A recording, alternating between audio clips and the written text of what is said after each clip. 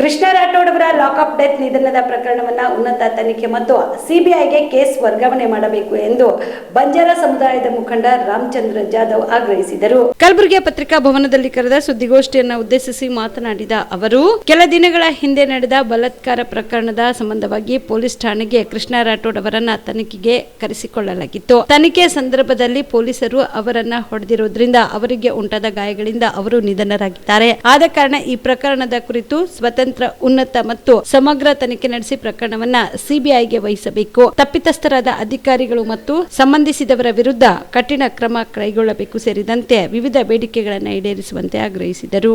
ಕೆಲವು ದಿವಸಗಳ ಹಿಂದೆ ಒಬ್ಬ ನಮ್ಮ ಬಲಾತ್ಕಾರದ ಕೇಸ್ನಲ್ಲಿ ಕೃಷ್ಣ ತಂದೆ ವಿಠಲ್ ಅನ್ನೋನಿಗೆ ಪೊಲೀಸರು 4-5 ದಿವಸದ ಹಿಂದೆ ಹಿಡ್ಕೊಂಡು ಬಂದು ಪೊಲೀಸ್ ಸ್ಟೇಷನ್ನಲ್ಲಿ ಅರೆಸ್ಟ್ ಮಾಡಿರ್ತಾರೆ.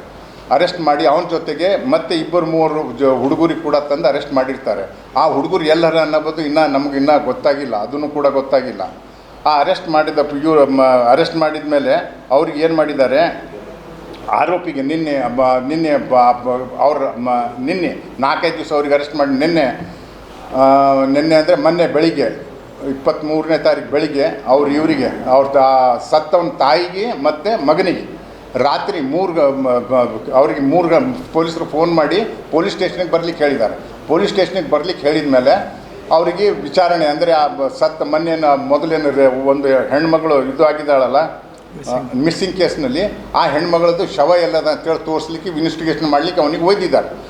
ಇವರಿಗೆ ಅವ್ರ ಜೊತೆ ಆ ಸತ್ತವನ ತಮ್ಮನಿಗೆ ಮತ್ತು ಅವ್ರ ತಾಯಿಗೆ ಕೂಡ ಒಯ್ದಾರೆ.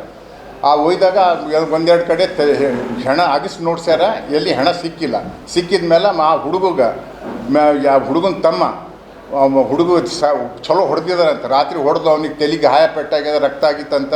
ಆದಮೇಲೆ ಅವನಿಗೆ ನಡಿಲಿಕ್ಕೂ ಆಗಲಾರ್ದ ಪರಿಸ್ಥಿತಿಯಲ್ಲಿ ಹುಡುಗ ಫೀಲ್ಡ್ನಿಂದ ಎತ್ಕೊಂಡು ತಂದು ಗಾಡಿಯಾಗ ಕೂಡಿಸಿ ಮತ್ತು ಸಂಜೆಗೆ ಪೊಲೀಸ್ ಸ್ಟೇಷನ್ಗೆ ತಂದು ಸಾಯಂಕಾಲ ಬಿಟ್ಟಾರ. ಪೊಲೀಸ್ ಸ್ಟೇಷನ್ನಲ್ಲಿ ಬಿಟ್ಟ ಮೇಲೆ ನೀವು ನಾಳೆಗೆ ಬರ್ರಿ ಅಂತೇಳಿ ಅವ್ರಿಗೆ ಹೇಳಿ ವಾಪಸ್ ಕಳಿಸ್ಯಾರ. ಅವ್ರು ತಾಯಿಗೆ ಸತ್ತವನ ತಾಯಿ ಮತ್ತು ತಮ್ಮಗ ಮತ್ತು ಅವ್ನ ಹೆಂಡ್ತಿಗೆ ಬಿಟ್ಟ ಮೇಲೆ ನೆಕ್ಸ್ಟ್ ಡೇ ಏನು ಮಾಡ್ಯಾರ, ಬಿಟ್ಟ ಮೇಲೆ ರಾತ್ರಿ 3 ಗಂಟೆಗೆ ಒಂದು 3 ವ್ಯಾನ್ಗಳು ಹೋಗಿ ಇಬ್ಬರಿಗೆ ತಾಯಿಗೆ ಮತ್ತು ತಮ್ಮಗೆ ಇಬ್ಬರಿಗೆ ವೆಹಿಕಲ್ನಲ್ಲಿ ಕರ್ಕೊಂಡು ಬಂದಾರೆ. ನಡೀರಿ ನಿಮ್ಗೊಂದು ಅರ್ಜೆಂಟ್ ಅದು ಇಲ್ಲ, ಇಲ್ಲಿ ನಮ್ಮ ರಿಲೇಟಿವ್ಸಿಗೆ ಹೇಳ್ತೀನಿ ಊರಾಗ ಅಂತ ಹೇಳಿದ್ರು ಅವ್ರಿಗೆ ಹೇಳಲಿಕ್ಕೆ ಅವಕಾಶ ಮಾಡಿಕೊಟ್ಟಿಲ್ಲ.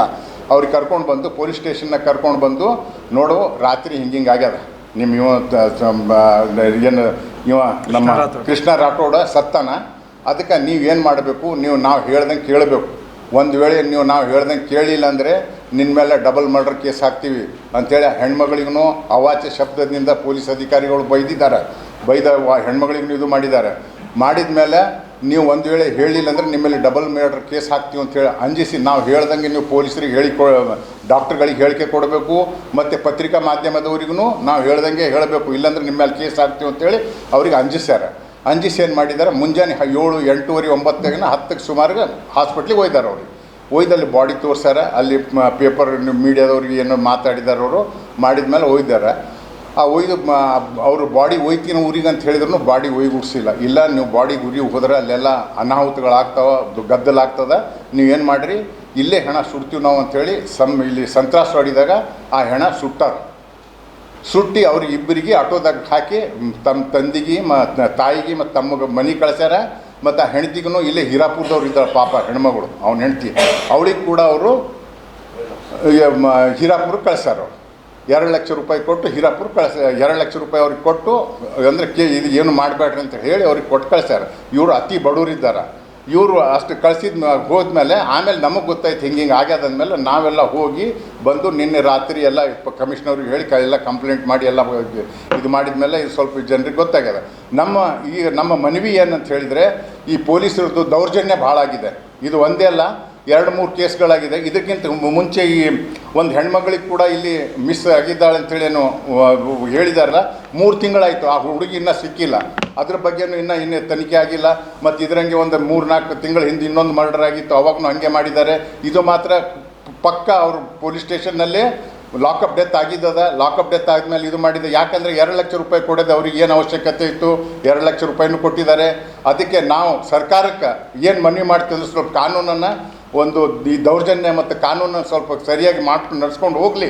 ಮತ್ತು ಈ ಕುಟುಂಬದವರಿಗೆ ಒಂದು ಆ ಹೆಣ್ಮಗಳು ಯಾರು ಬಲಾತ್ಕಾರ ಸಂಬಂಧವಾಗಿ ಪೊಲೀಸ್ ಏನು ಆಗಿದ್ದಾಳೆ ಆ ಹೆಣ್ಮಕ್ಳ ಪರಿವಾರಕ್ಕೂ ಅವರು ಇದು ಪರಿಹಾರ ಕೊಡಬೇಕು ಮತ್ತು ನ್ಯಾಯ ಒದಗಿಸ್ಬೇಕು. ಮತ್ತು ಇನ್ನೊಂದು, ಇವಾಗ ಈ ಪ್ರಕಟಣೆಯಲ್ಲಿ ಸತ್ತನಲ್ಲ ಕೃಷ್ಣ, ಇವನಿಗೆ ಕೂಡ ಅವ್ರ ಕುಟುಂಬದವ್ರಿಗೆ ಪರಿಹಾರ ಕೊಟ್ಟು 50 ಲಕ್ಷ ಎರಡು ಕುಟುಂಬದವ್ರಿಗೆ ಕೊಟ್ಟು ಇವ್ರಿಗೆ ನ್ಯಾಯ ಒದಗಿಸ್ಬೇಕು. ಒಂದು ವೇಳೆ ನ್ಯಾಯ ಒದಗಿಸಲೇ ಇದ್ದರೆ ನಾವು ಎಲ್ಲ ಸಮಾಜದವರು ಮತ್ತು ನಾವು ಎಲ್ಲರ ಸಹಯೋಗದಿಂದ ಉಗ್ರ ಹೋರಾಟ ಮಾಡಿ ಪೂರ್ತಿ ಕರ್ನಾಟಕ ತುಂಬ ನಾವು ಇದನ್ನು ಗದ್ದಲ ಎಬ್ಬಿಸಬೇಕಾಗ್ತದೆ. ಅದಕ್ಕೆ ದಯವಿಟ್ಟು ನಾವು ಸರ್ಕಾರಕ್ಕೆ ಮನವಿ ಮಾಡಿಕೊಳ್ಳೋದೇನೆಂದರೆ ಅವರಿಗೆ ಆದಷ್ಟು ಬೇಗ ತನಿಖೆ ಮಾಡಿಸಿ, ಈ ತನಿಖಾಧಿಕಾರಿಗಳು ಯಾರ್ಯಾರು ಇದರಲ್ಲಿ ಇನ್ವಾಲ್ವ್ ಇದ್ದಾರಲ್ಲ ಪೊಲೀಸ್ ಅಧಿಕಾರಿಗಳು, ಆ ಪೊಲೀಸ್ ಅಧಿಕಾರಿಗಳ ಮೇಲೆ ಕ್ರಮ ತೆಗೆದುಕೊಂಡು ಅವರಿಗೆ ಸಸ್ಪೆಂಡ್ ಮಾಡಬೇಕು. ಒಂದು.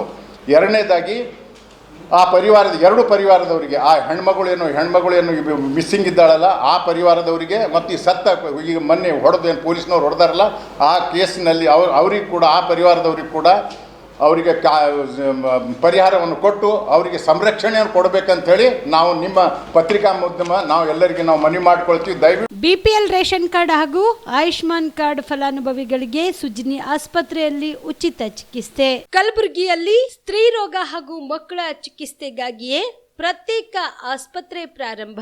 ಸುಜಿನಿ ಕಲ್ಯಾಣ ಕರ್ನಾಟಕ ಭಾಗದ ಅತ್ಯಾಧುನಿಕ ತಾಯಿ ಮತ್ತು ಶಿಶುವಿನ ಆರೈಕೆಯ ಆಸ್ಪತ್ರೆ. ಸ್ತ್ರೀ ರೋಗ ತಜ್ಞ ಖ್ಯಾತ ವೈದ್ಯರು ಹಾಗೂ ಮಕ್ಕಳ ತಜ್ಞ ಖ್ಯಾತ ವೈದ್ಯರ ತಂಡದಿಂದ ಕಡಿಮೆ ದರದಲ್ಲಿ ಚಿಕಿತ್ಸೆ.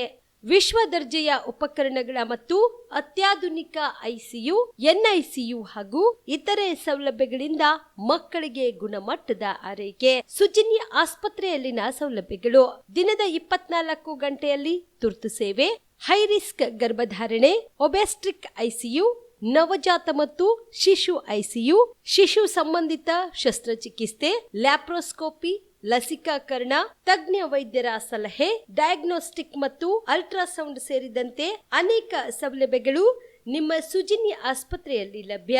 ಹೆಚ್ಚಿನ ಮಾಹಿತಿಗಾಗಿ ಸಂಪರ್ಕಿಸಿ ಸುಜಿನಿ ಆಸ್ಪತ್ರೆ, ಬಿಗ್ ಬಜಾರ್ ಎದುರುಗಡೆಗೆ, ಕಲಬುರಗಿ. ದೂರವಾಣಿ ಸಂಖ್ಯೆ 08472727227 ಅಥವಾ ಮೊಬೈಲ್ ನಂಬರ್ 9900427814.